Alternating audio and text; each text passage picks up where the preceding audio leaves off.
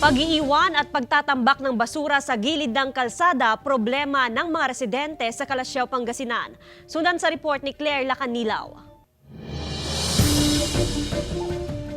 Makikita sa gilid ng kalsada ang nakatambak ng mga basura sa bahagi ng Barangay Macabito, Calasiao, Pangasinan. Kahit pa may karatulang bawal magtapon ng basura sa lugar, apektado ang mga residente dahil sa mga nagkalat ng basura. Ay, siyempre, kinakalat ng aso. Dumaan hanggang dyan sa amin. Pangit din tignan. Dahil? Subdivision. Dapat malinis. Hindi, wala yan dati. Ewan ko.